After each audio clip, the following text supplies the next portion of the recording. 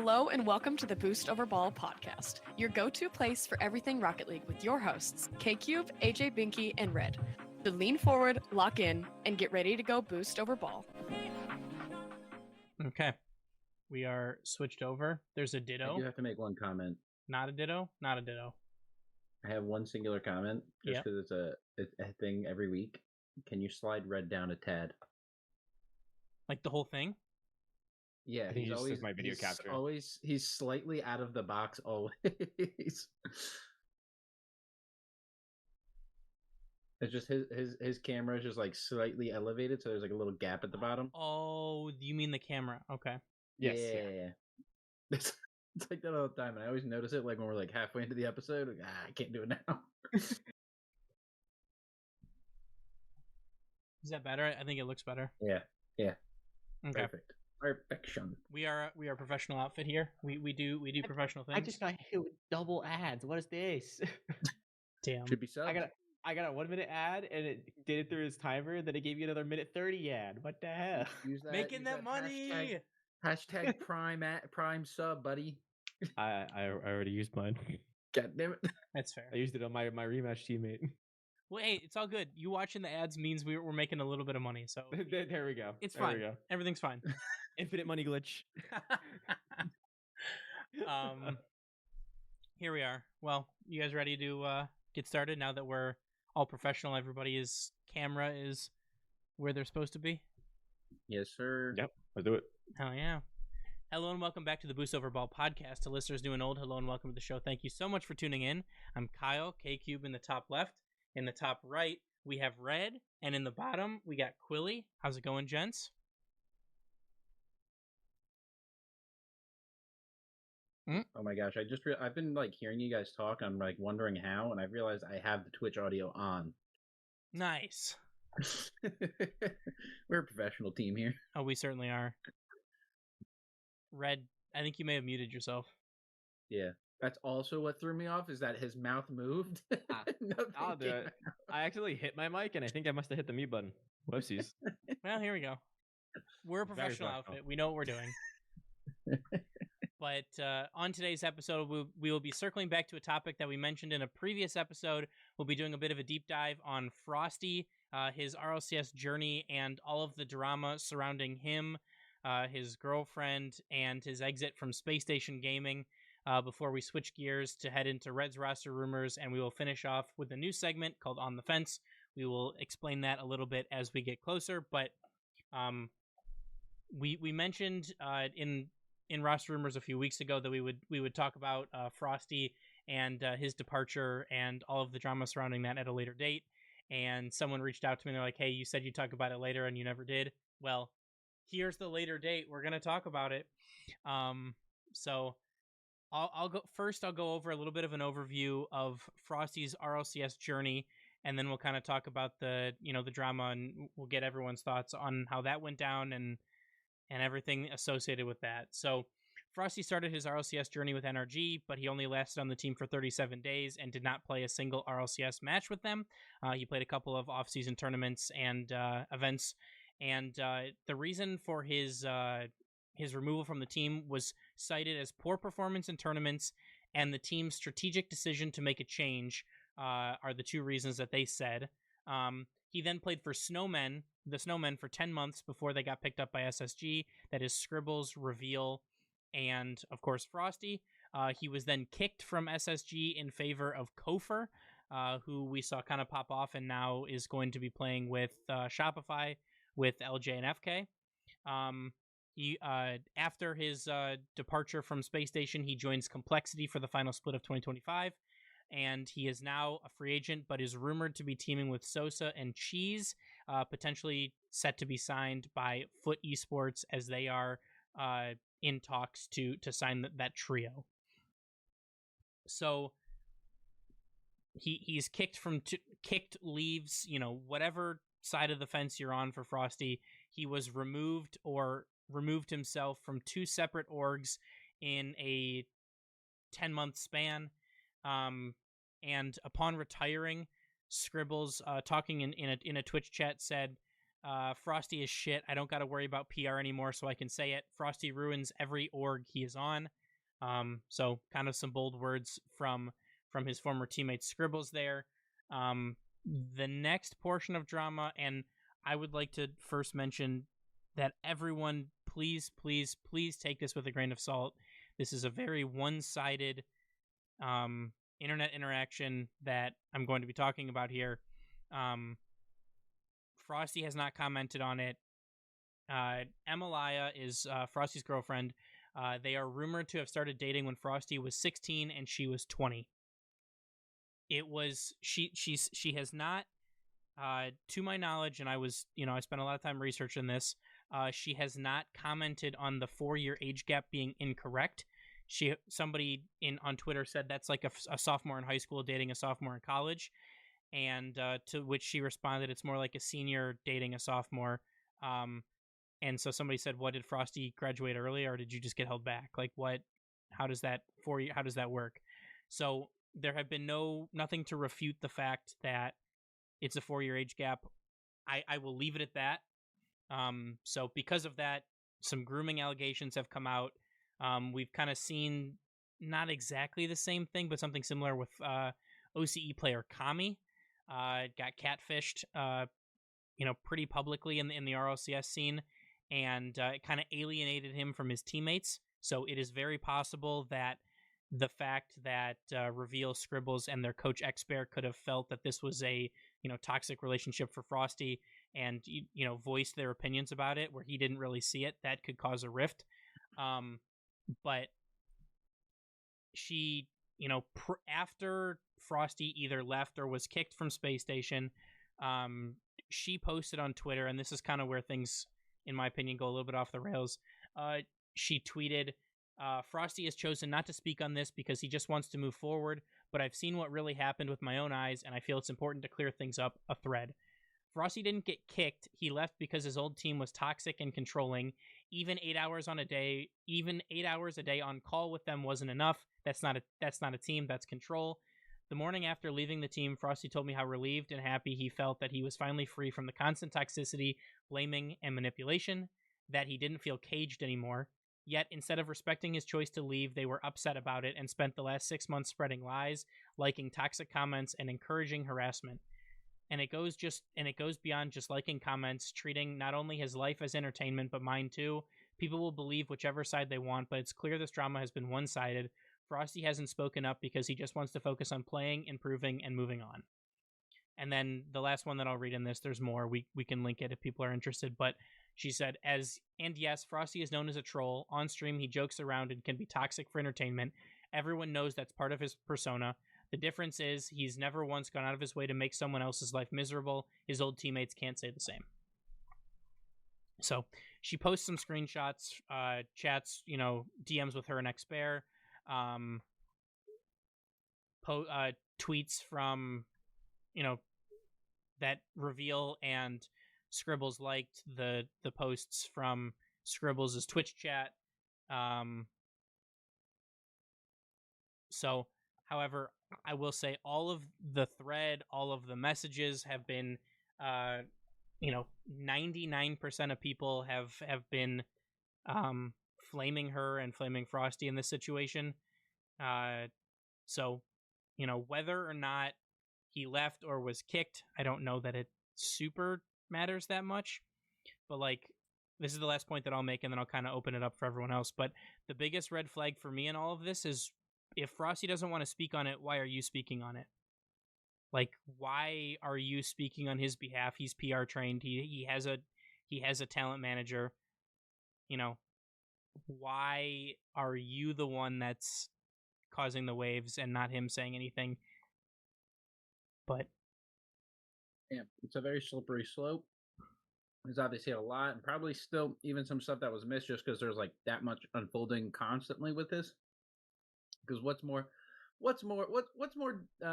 entertaining for everyone on Twitter than drama?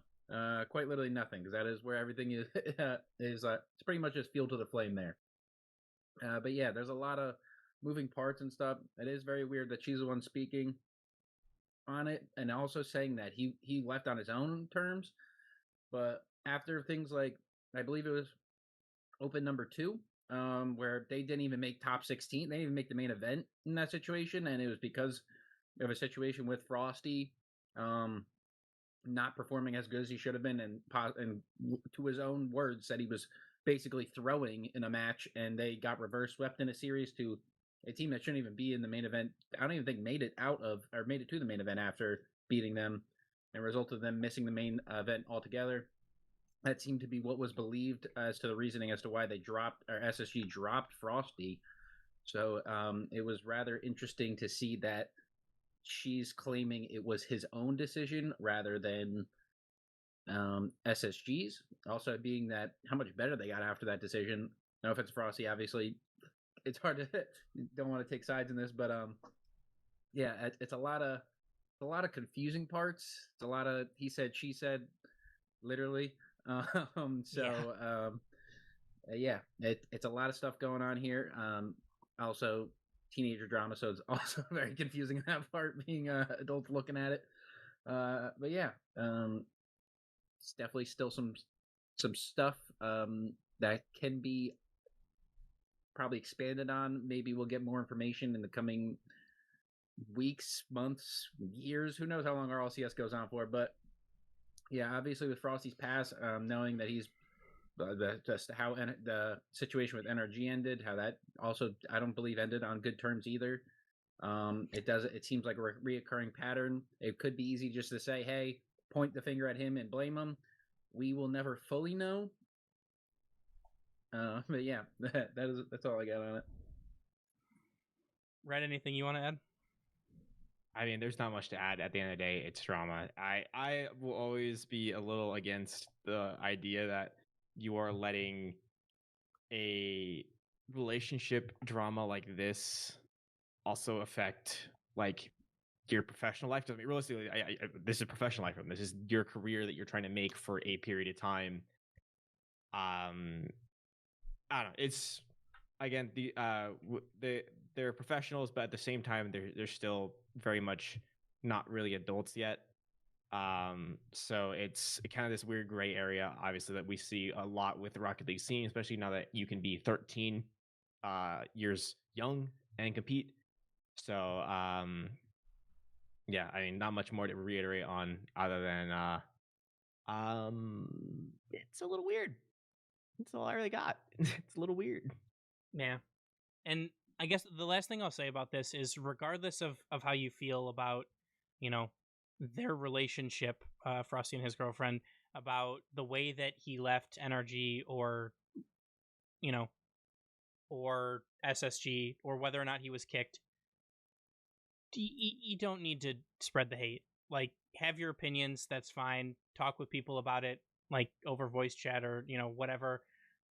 Talk about it and, discuss it civilly. You don't need to go out and, spew hate on social media. You don't need to call people out on X or Twitter or whatever you want to call it. You don't need to have people on Discord. You don't need to I mean, at the end of the day, like, in my eyes, it's a little bit weird, at least right now, right? Like, the farther out from, being 18 you are, the more okay an age gap like that is in a relationship. But like, the younger you are, it makes it like it kind of seems like someone could be taken advantage of there, especially with Frosty still not being 18. But at the end of the day, if this is the path that he's chosen for himself, then that's the path that he's chosen for himself, and you have to kind of like leave him to it, right? It's his decision to make. It's his life. It's not yours. So you don't need to spew the hate. You don't need to go out of your way to talk about it. So we're bringing it up now because I said that we would, and that is the only reason. So regardless of what side of the fence you're on, please keep it civil. Don't need to hate on anyone. I will also say I've been in and out of spaces on X, whatever that little platform where they like people speak. Reveal has been in them speaking and has been directly asked about Frosty. He is very quick and a little bit evasive about it, but he will say Frosty's great, there's no problems, and like leave it at that. So I don't know, that could be either his PR training or he wants the situation to be over and dead with, whatever have you. That's about all the information I'm seeing, like in terms of stuff happening to this day about it. Yeah, and I mean, it's going to be what it's going to be. Um, things will play out. If there is truly something that nefarious that is going on there, it will be brought to light eventually at some point if it needs to be. So I will leave it at that, and we will move on to everyone's favorite section. Red.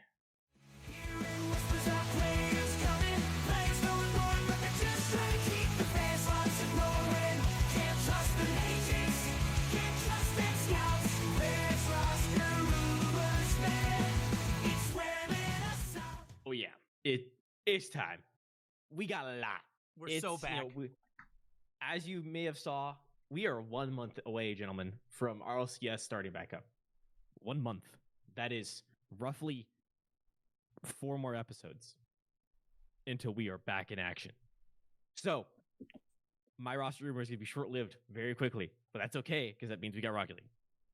But let's get started. So, to start us off, we're going to be in Europe here just for the first one. But Team Vitality, as we know, Monkey Moon left the roster to go compete with Twisted Minds. With that being said, they need a replacement. And that replacement, they officially have signed Stizzy, the former Dignitas member, to the roster. So it shall be Zen, Exotic, and Stizzy going into the next season. Definitely easily a top 4 EU team, but I am curious to see how that trio works, especially with how we feel about Exotic. With that being said, it's still easily a top 4 team in Europe.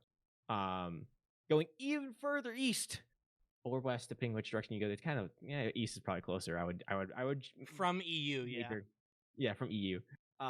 Sad Junior. This is a bit of a farther than just across the pond. Sad Junior, former coach of SSG, will now be the new coach for Twisted Minds. Kind of reinforces that English comms thing that we were talking about. Yeah. Also, can't really say I predicted this. No, I would never have seen this one. I would have thought maybe Twisted Minds would have stayed with the coaches they had because they were doing very well with them. Somebody signed my man Blau. Blau, yeah, I mean Blau is a fantastic coach. But former SSG man.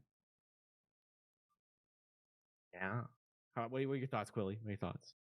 On Blau or Sad Junior? Sad Junior. Sad Junior. It's a little bit surprising. Obviously, he's been with LJ for the past 2 or 3 seasons now, straight up. So it really seemed like he was going to be following that Shopify Rebellion crew, or the new Shopify Rebellion crew. But I mean, getting Violent Panda, I mean, it's an upgrade.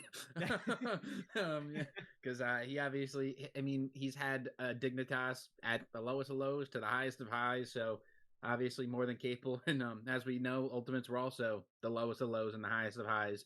So we'll see what differently he can extract from the First Killer and LJ duo, adding Kofor to the mix. I think it's a very interesting move for Sad Junior, though, to go to Twisted Minds, because obviously 3 beyond great players. So the floor to ceiling is quite literally riding on Sad Junior, making the language barrier and what have you work.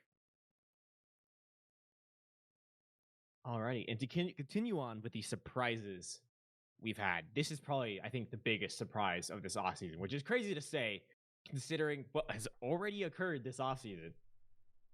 But Carmine Core had a change, and it wasn't roster this time. It wasn't a player. It was a coach. That is, Coach Farah will be stepping down and retiring from coaching Rocket League.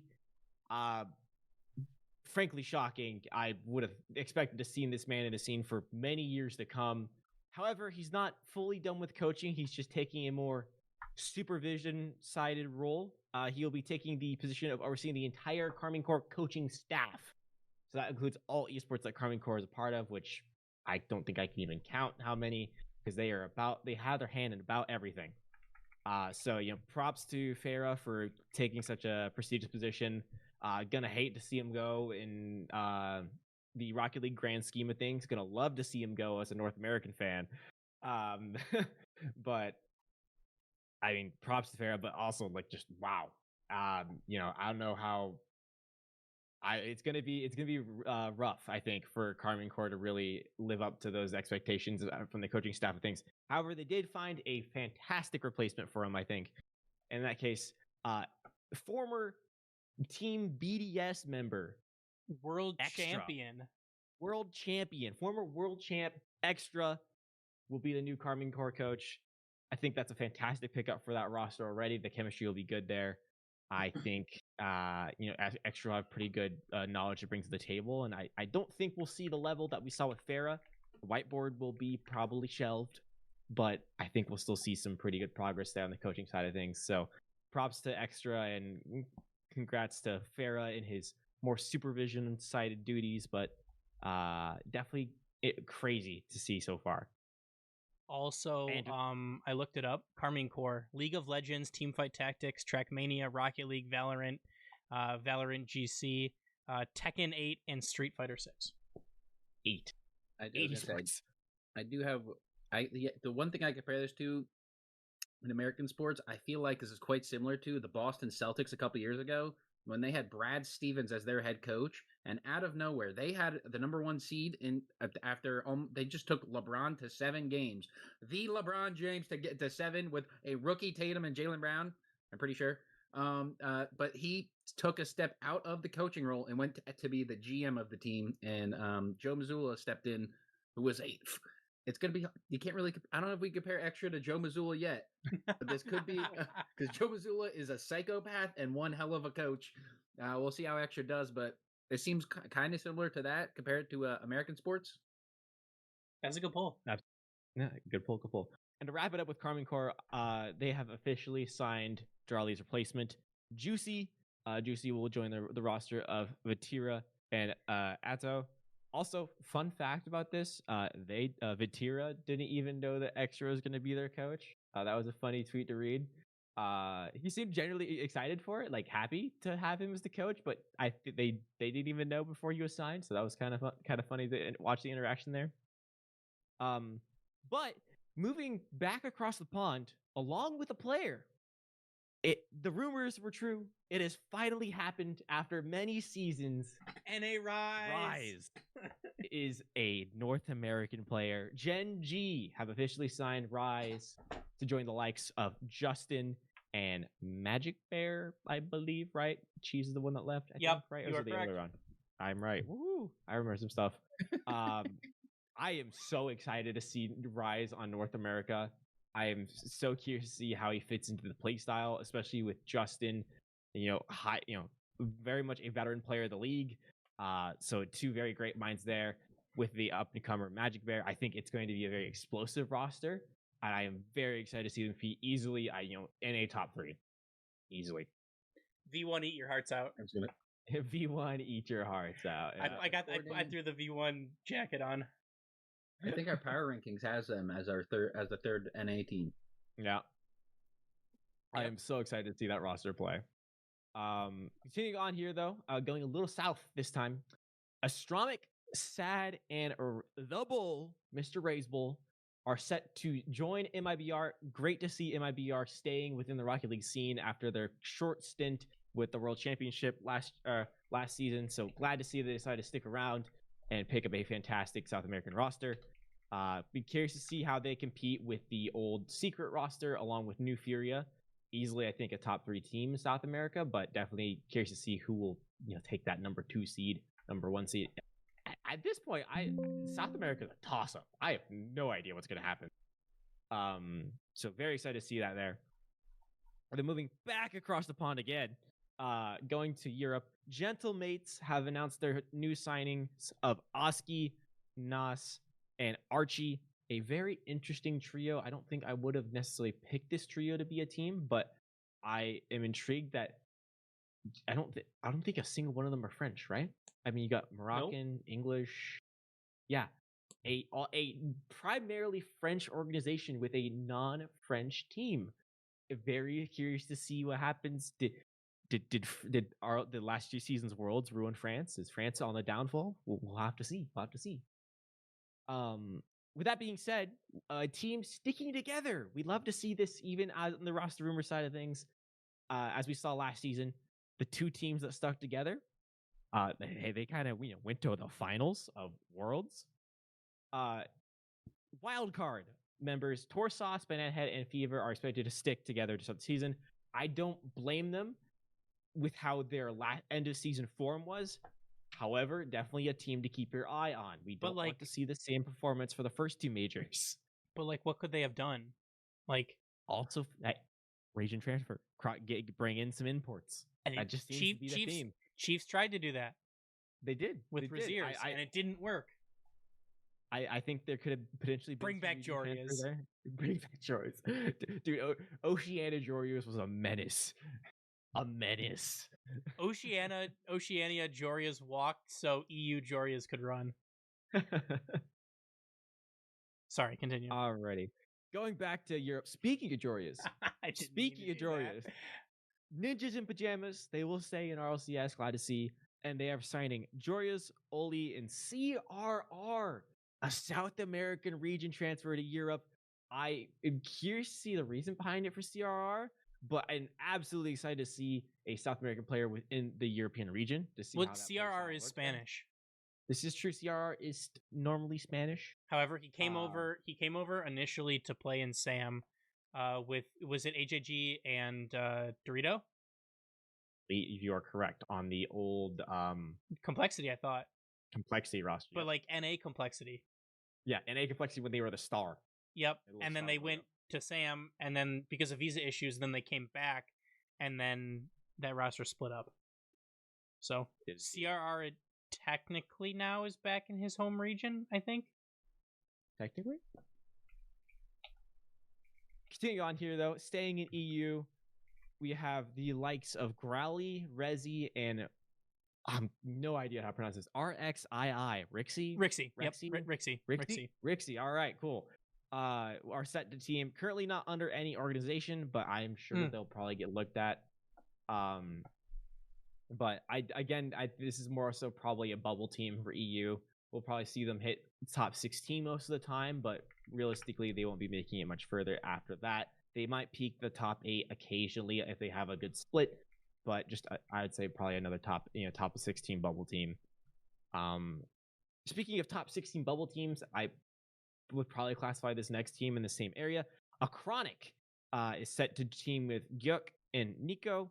I don't believe they're under any organization yet, but I would be surprised to see them under one soon, especially with Gyuk and Nico being from Team BDS as of recently. And picking for Chronic, I mean, that's a big name in Europe. I definitely could see this team doing well. I think they'll have a better chance of cresting that top 8 threshold than the previous team. But obviously it's Europe and it's very hard to predict anything right now. So we shall have to wait and see. I'd also like to mention before we get too far away that Rise with the region transfer, Rise now will join. There are two current RLCS players that have competed in 3 separate regions. Does anybody have any guesses on who they are? Rise is the newest one. Mm-hmm. Okay, and there's 2 others or just one other? There's 2 others. CRR is the second one. There's one more. Yeah. God. Turbo? No, Turbo is EU than NA. Yep, Turbo is 2. So who is the third? What is there an Oceania region transfer? Nope. Maybe? Very similar to CRR. I was gonna say Bull. Did Bull ever play in EU? I don't think he ever not. played in EU. Different SAM player though. Different SAM player. Oh God. Is it not Diaz? It's not Diaz. I was saying, has he done anything before? He's only been NA. Yeah. Was it like Brad? Nope. Shorter name. Sad? No. It's sad. That was a good one. It's AJG. Oh, right. Okay, yeah. Okay, that duh. It's a no-brainer now that I think about it. But kind of an interesting one. And somebody was like, "Well, but does that really count?" I think so. Rise will look to become the third person to ever make the second person to ever make a major from 3 regions. Because I don't think AJG made a major from EU. I don't. He might have been close, but I don't think he did. But I think Rise easily is going to. I think there's no reason this Gen G roster does not qualify for. If they are out of top 4, something crazy is happening. But I think he'll definitely hit that threshold. Alrighty, got a last couple of ones here. He played for Synergy. He did not. Synergy. That's right. Okay. Oh. They played in MENA. Not EU.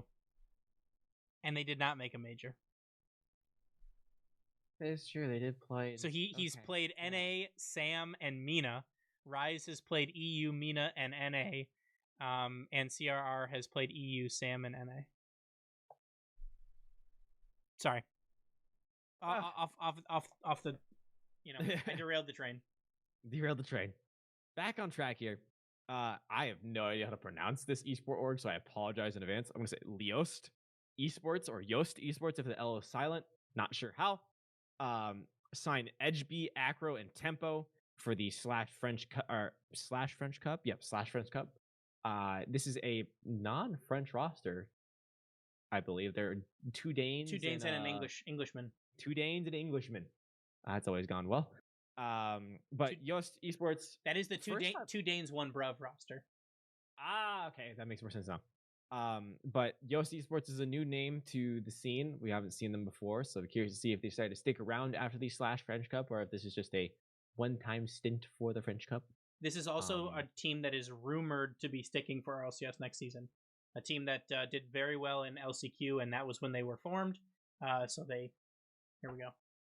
So we could potentially be seeing some form of a long-standing tryout for this squad in the organization. So, best of luck to them. Going to the World Cup side of things here. Team USA has officially been announced, and boy, oh boy, did we expect anything less. The entire Energy roster is Team USA. Atomic, Beast Mode, Daniel, along with Coach Matthew, will be repping the Stars and Stripes. Who is no longer coaching Morocco. Yeah, he's no longer coaching Morocco. Actually coaching United States of America this time. I'll be excited to see them compete a lot better than last season. No shade to the RMC boys with Greg, but even Reynolds kind of made a joke towards the official announcement for the Team USA team of basically something like, who the heck are these guys? So, definitely good to see the Stars and Stripes being represented by the best team in the world currently. And we can say that because they actually are. Indeed. And then finally, Are we counting current rosters? Yes. You're taking them over current Falcons? Are we really that concerned? Yes. Are you really that surprised by my answer? I was gonna say the bias may be taking over here. The bias runs through me. He is the bias. I am the bias. And then finally, with a roster announcement for the Sub-Saharan African region, Astronic Esports. A lot of Astros in RLCS. Nothing. Astromic. I've seen Astronic. Acronic. There's too many Astros in this freaking esport. Astronic Esports signed Devour, Onizuma, and Skillsteel. I think this will probably be one of your higher up-seeded SSA teams. Probably see them in the top 4, maybe top 2, but realistically, probably a top 4 for the region. Although, again, SSA is very much a toss-up, especially with the new 2/3 roster rule. To wait and see. But that is going to wrap it up for Red's roster rumors. Oh man, certainly a lot to get through. We've talked about things like the Vitality Stizzy, the KC signing Juicy, but those have just gone official. That's why we brought them up again. But with that, I think it's time to finally debut our new segment, On the Fence. So this will be a new segment where I will give out topics, and each of the guys will have to take a side. It does not matter their personal opinions. They will have to take a side and argue their point. So I figured we got a couple topics here. We'll go back and forth. So I will let Red have his choice of side for the first one, and then Quilly will get the second one, and so on and so on and so on. So our first topic is Monkey Moon a top 3 player of all time? So Red, which side would you like to represent? Yes or no? Ooh. I gotta go yes. I'm gonna rep the yes side here. Okay, Quilly, you are the no. How am I supposed to just top 3? That's quite a low bar. Like not even the GOAT. Just the top. All right, wait. You got to go first. Take it away, Red. I mean, I feel like there is so many lists here we can make for Monkey Moon. I mean, the terror of NA prevented NA from many world championships. Already a 2-time world champ, easily could be 3-time after this coming season with such a stacked roster. I realistically, what is an interesting case because every season this man, people doubt him, people doubt his abilities, say he's too simple, not mechanical, doesn't have what it takes. But every year when it comes to the world championship, this man has the ice. I don't know where he gets it. You need to hide the refrigerators, hide the ice machines, because this man's got it. He is always just the glue of the team, even with the mental, which is crazy. But this man's got it. He knows the formula. He knows what to do. Easily a top 3 GOAT. Easily. I don't know how. I got 2 words for you. Exotic carry. How do you let Exotic get World's MVP over you? You're telling me that man is your GOAT or your top 3? Are you kidding me? Can't even finish a sentence. But all I got going for me is that Exotic carried him in both of his world championships. Seiko, I'm pretty sure Seiko got. They didn't do MVPs back then. Seiko got Rookie of the Year that year, so he was clearly the shining light of that team. And Exotic, Drolly got Rookie of the Year. So he needed the Rookie of the Year, and he had the MVP on his team in the last Worlds. Are you kidding me? How much help does this guy need? Ridiculous. Also, took his talents to Vitality with Exotic and Zen and couldn't even get it done anymore. Is it possibly because he's washed? Can we start the allegations? So also Seiko was the world champion MVP They did do it then. That's what I thought. That's what I could have sworn they did do it then, and he had it. I was right. Are you telling me both these world championships he couldn't have been an MVP in one of them? Seiko, a great player, but Exotic? I'm dying on this hill. Monkey Moon was the world championship defensive MVP in 2022. Oh, so he just sat in the net and just played defense all the time? Oh wow. Very simple. It's feeding the simple allegations. Oh my god. This is such a good segment. Oh my god. the Stephen A. Smith vibes from this is just beautiful. I would also like to mention I feel like Quilly an easy slam dunk could have been what about Turbo or K-Dop? But you've only named 2 players. That's the third spot. It's the top 3 all time. I know. I'm top 3. So not there's 1 or 2. There's 2 easy ones. Garrett, Justin. What about I'd hear a Fairy Peak or a Violent Panda.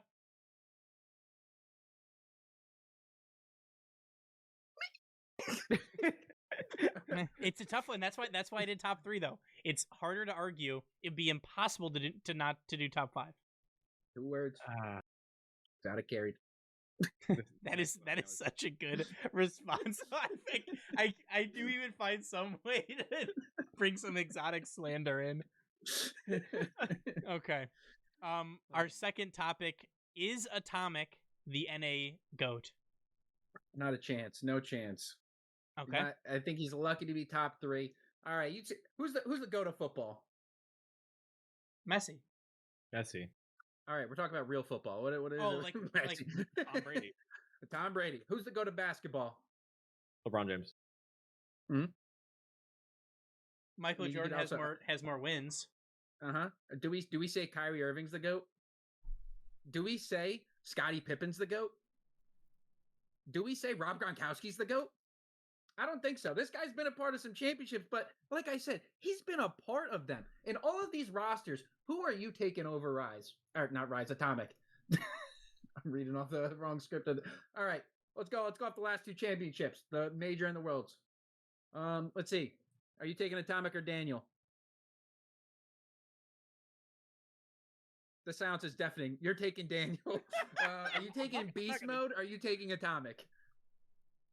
We're talking individual skill, then yes, but like there is much more to talk about in this GOAT debate. Are you taking there is much more to Atomic? debate here. Or are you taking 2021 JNAPS?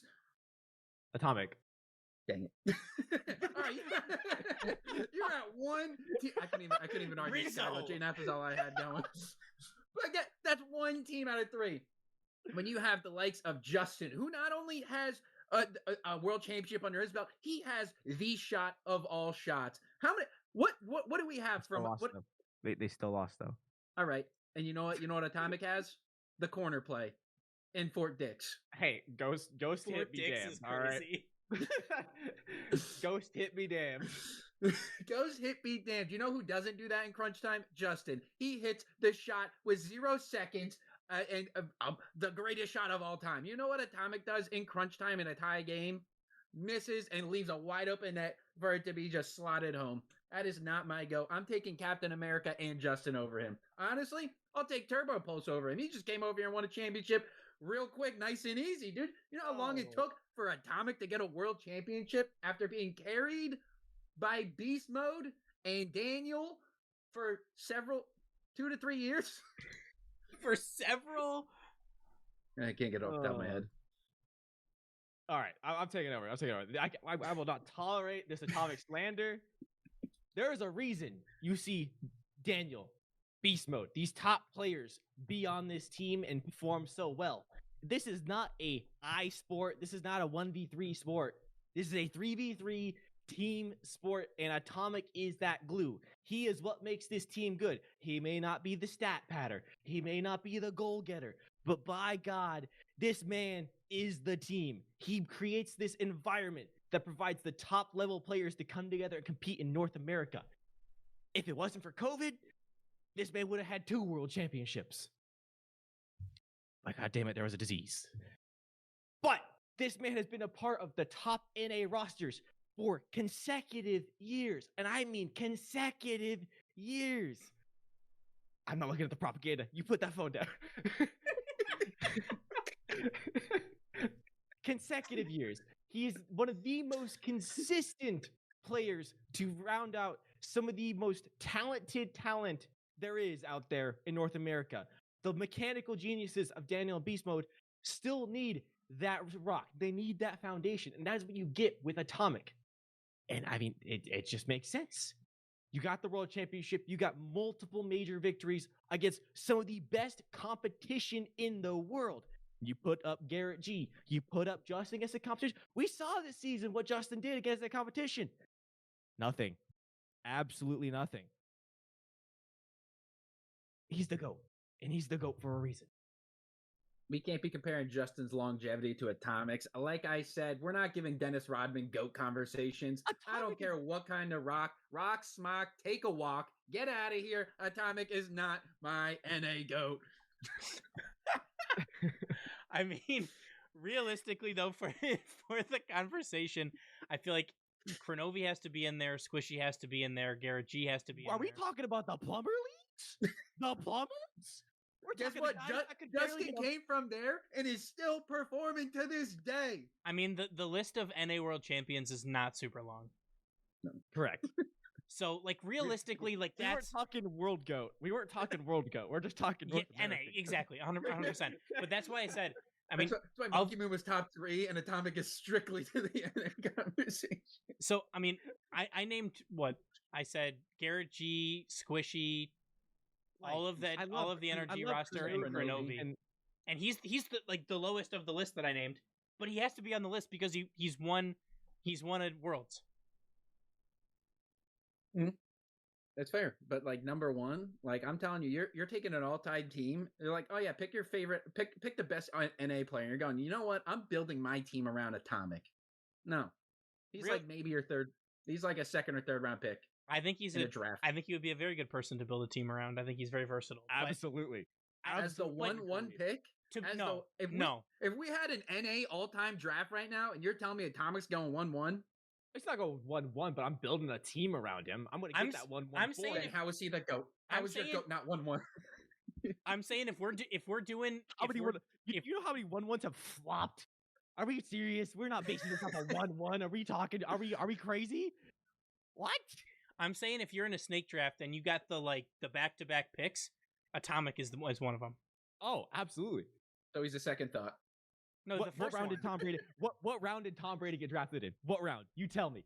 This is prospects. We're talking about players we know are proven. No. We're We talking were about just talking drafting. about- proven we were Atomic players. just also missed a talking year about of 1-1. development because he We got were banned just for talking playing about too young. 1-1. Atomic missed a year of development because he got banned for a year. I will take Justin with braces over modern day Atomic. Okay. Well, before we scream this podcast apart, the next topic is one near and dear to my heart. Will First Killer ever win a major? Reddit, it is your turn to pick a side. Oh. I am going to take the side just because I know how fun this is going to be. I'm going to take the side of no, he will win a major. Okay. So, Quilly, he will not win a major? No, I mean he will win a major. No. I'm saying no, he will never not win a major. Because the saying was First Killer will never win a major, and I'm saying no, he will. Oh, okay. So I'm against him winning a major. You think Okay. he is Fraud Killer? All right. Gosh dang it. I'm not a fraud killer guy. All right, I got this though. I got this. Represent. I'm sure he's got material. That guy's got plenty of material. But First Killer, I can't even say the unproven in a hopeful. He has proven that at the end of the day, this sport is not 1v3. We have seen First Killer drag team after team to playoffs, to grand finals, and just still can't quite cross that threshold. However, to say this man will never win a major, never, one of the most mechanical players in the world currently, blasphemy. This man is going to win a major. It may take a god roster. It may take the luck of the draw, not facing NRG in semis, not facing a top team in the world in the quarters. But there is no way you're telling me that one of the most mechanical players in the world is not going to win a major. How long has First Killer been in the game?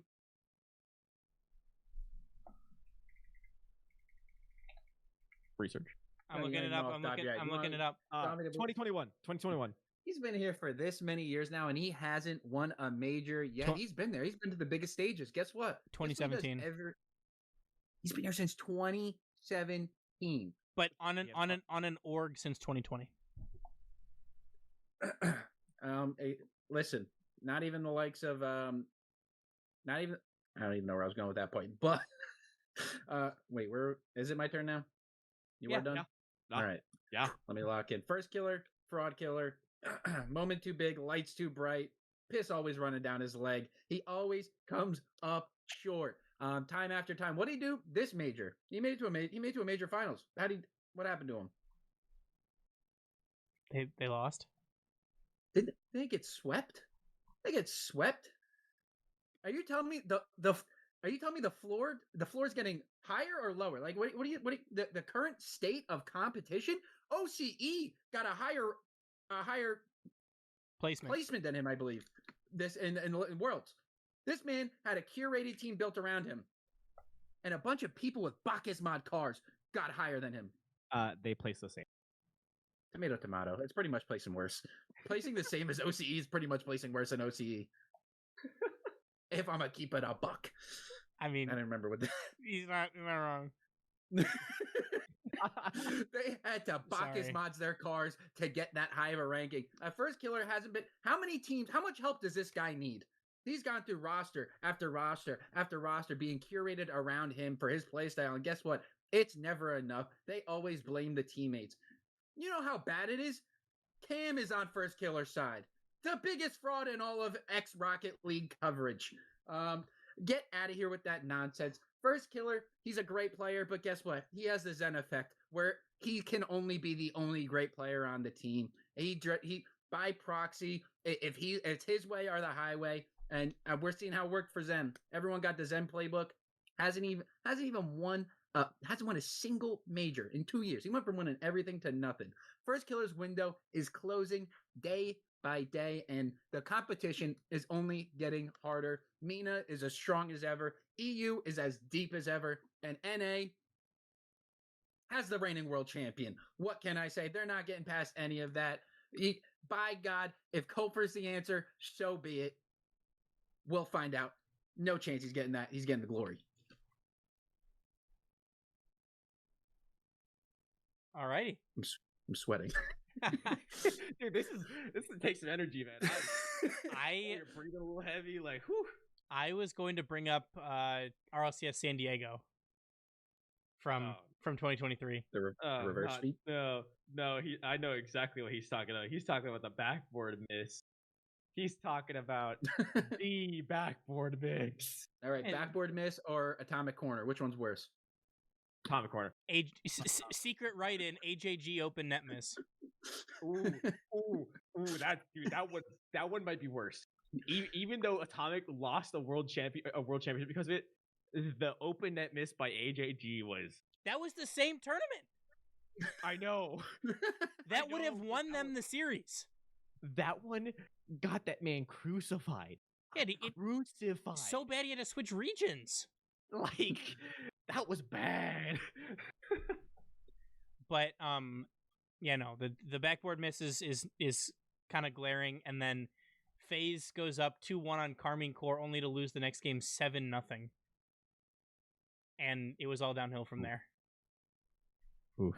So I think that First Killer probably does win a major if he, did something, like joined Vitality. But he's already built the best roster he could with NA leftovers, and it didn't go so well for him. So that's my thoughts on that one. But this next one's going to be a little bit harder. APAC will be a stronger region than OCE next season. Quilly, it is your turn to pick your position. Picking two cheeks of the same ass right now, man. I know.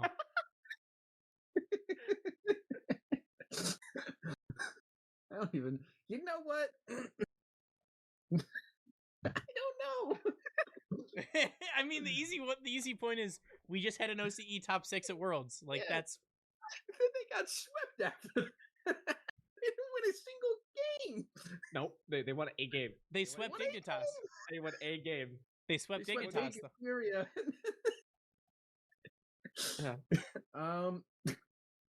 If Foot was still there, I'd honestly be taking SSA over. I'm just kidding. That's a joke. That was a joke. But also one thing that we will have to take into consideration: there is now a 2/3 rule for APAC. So yes. So no, APAC will not be better than OCE. How much APAC's best team just had their best performance, which is one series win. They were underdog teams all season. Everyone believed in Virtus Pro. Oh, it's a sneaky team. Oh, it's a sneaky team. They kept losing. Nothing. They didn't surprise anyone. They didn't do anything crazy. You know who did do something crazy? Wildcard. They literally made top 6. They swept Dignitas out of here. They got Furia, gave them BTA, got them out of here in embarrassing fashion. Banana Head, consistently a top 20 player in the world. Sphinx has had 1, maybe 2 good lands just in these past 2 lands. And guess what? That roster's no more. You take out Sosa, it's being replaced with Kevin. What's Kevin's highest placement? Don't you bet Kevin? His highest placement is K-Cube. Is wherever K-Cube's putting him. That's his highest placement. It's all theoretical. 8-pack is plateaued. It's plateaued and going down a little bit. We're going to see what Kevin can do, but Catalysm and Sphinx is quite literally all that region has going for it. OCE has a top 6.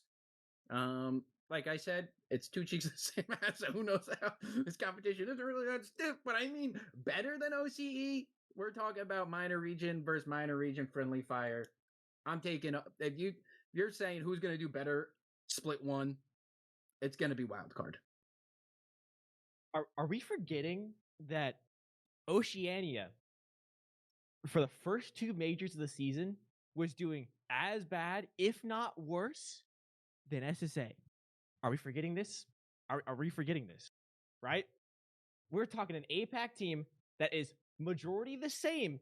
Now, I will say, put some respect on Kevin's name. You look at this man's results, he's got nothing but second and firsts. Not mentioning the Esports World Cup, of course. But that's the Esports World Cup. Major 2s, Major 1, APAC Open qualifiers. This man was running the show with Elevate. Kevin is proven. This man, Kevin, coming into the APAC region, mind you, this is an APAC region that is going back to 2/3 along with Oceania. Now, Oceania has been stuck in their ways for a long time. We've seen this. It is stalling. It is stagnating. Quite frankly, Oceania getting top 6 at Worlds is one of the biggest flukes in Rocket League history, and I will stand by that. APAC, up and coming. We have seen nothing but steady progress from this region. Steady, and I mean very steady. And one of the best performances from an APAC roster this past season. I expect nothing less from them this coming season. And quite frankly, the discipline from Oceania still remains. We have yet to. They are a 2-team region, mind you, and you let a 1-team minor region outperform you. And it will happen again. Give me 2 teams in APAC. APAC is going to be on top. You said SSA beat them, or SSA did better. Who did Foot beat at EWC? Again, are we talking about EWC when it's not the same teams? They beat Virtus Pro. Same teams. Okay. And they beat Virtus Pro. They beat your APAC champion. They beat your so-called king. OCE wildcard was 1 RNG spawn away from shaking up all of Major 1. You're going to let RNG decide this discussion? RNG decided the outcome of history. If that didn't happen, K-Corp is seen in a completely different light in that series because they would have been 3-1 by wildcard. RNG saved history and saved the world from the wildcard takeover. Are we forgetting Birmingham Major? Who were the teams that Virtus Pro beat to make it to round 5? Who? That wasn't the seat, like I said. No, but hold on. Who? Swiss Stage 1 ruined it. Swiss Stage 1 ruined it. Oceania Seed 1, Oceania Seed 2. Both of them lost to Virtus Pro. There's a reason. They still didn't lose the Foot. Oceania had two chances. They still didn't lose the Foot. 2 chances to be better than. We're not talking SSA better than Oceania. We're talking APAC. And they had 2 chances, 2 teams. And they still couldn't get it done. Foot has 1 lane win. It was against APAC. Also, Raleigh Major. Who did VP beat in the Raleigh Major?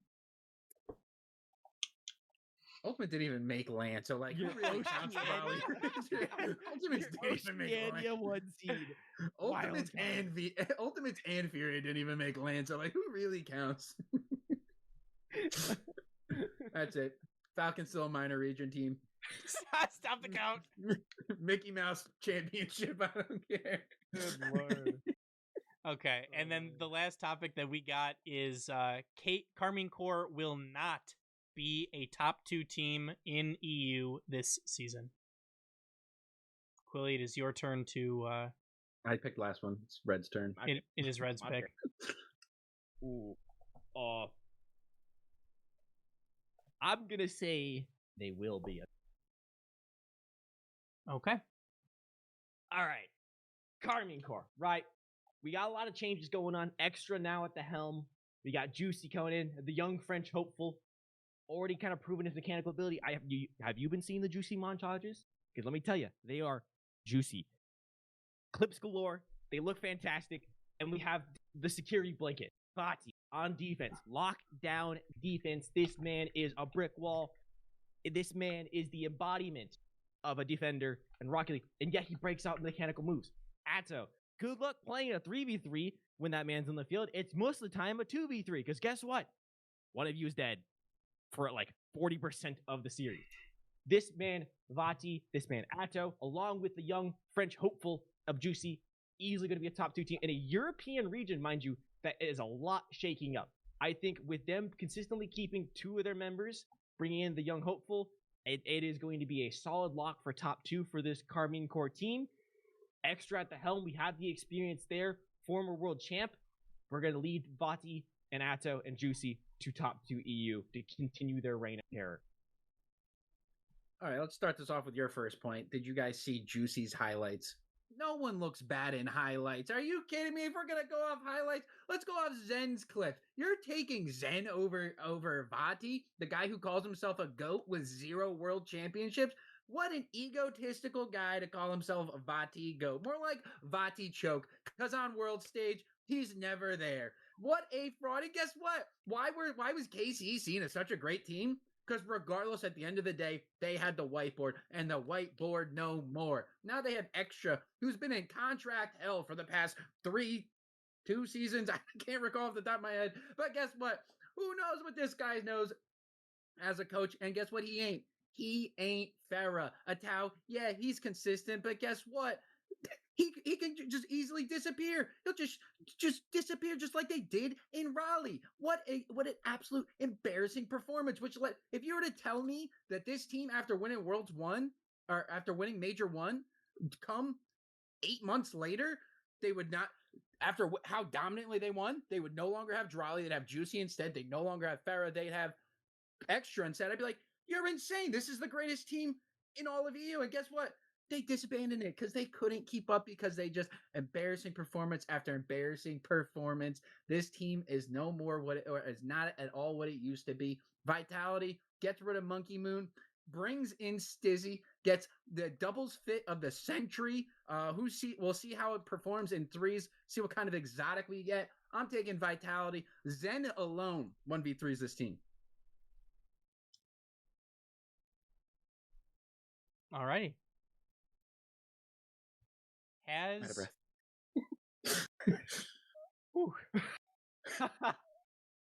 No. Okay, never mind.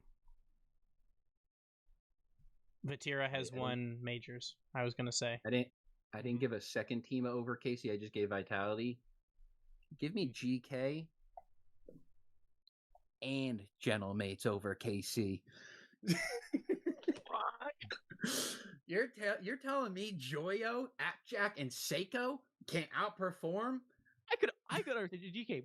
Wait a minute, did you pick an exotic team? Yes. I try to slide that under the radar. Wait a minute. That's why I'm also sliding in 2 more teams. Yeah, I'm taking the French organization that's not even bringing on a French player. That's how good they were. Yeah, I'm taking that team over a team that just had to blow it up because they couldn't afford after winning a major. Come on, get out of here. They lost the bidding. They couldn't. They didn't even do tryouts for this team. They're just gonna hope it sticks. They're throwing shit at the wall and hoping it sticks. I'm not putting any stake in this team. I mean, Drali's making $30K a month, rumored. Allegedly. Yeah, allegedly rumored. With Falcons, it's very difficult to lose potentially the best player in the world and get better. You're also losing what I think most people would widely consider to be the best coach in Rocket League. I feel like that's not a controversial statement. So to lose both of those things will be very difficult, and we have less than a month until we get to see how that works for them. So hopefully you guys enjoyed our new segment on the fence. This is another one I'm sure that we will bring back. This has been quite a funny one. Maybe we'll switch it up. Maybe we'll have different people argue at the next time. Maybe maybe we can bring on some guests and have them argue some points. I think that would be kind of entertaining. Them sweat it out. Yeah, because if we have more people, then the same people don't have to go every single time.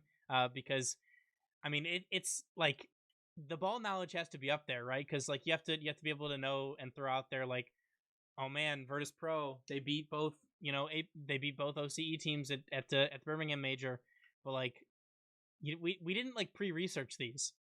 It's kind of just off the cuff. So. Before we wrap up for today, was there anything else that you guys wanted to add about, Frosty, about On the Fence, about Ross rumors, about anything Rocket League related? Okay. Right here. I think we gapped enough. My voice is tired. Fair enough. Well, I don't know how Stephen A does this all day, every day. Fair enough. I'm exhausted. Well, with that, we would like to thank you all so much for listening. We'd like to remind everyone that this podcast is proudly brought to you by our name level supporters on Patreon: Alyssa B, Please remember to rate us 5 stars wherever you listen to podcasts. Share the show, tell a friend. It all helps us grow our audience and improve the show. Remember to follow us on Twitter, Instagram, Blue Sky, TikTok, and Twitch, which we're currently live streaming on right now. And come join our Discord. Make sure to support us by checking out our merch store and our Patreon, as this is how we fund the show and do giveaways. All of these links and more can be found on our website at boostoverball.com. And from us here on the show, as always, remember to choose Boost over Ball. See ya. Thanks for listening to the Boost Over Ball podcast. Make sure to check out our website at boostoverball.com.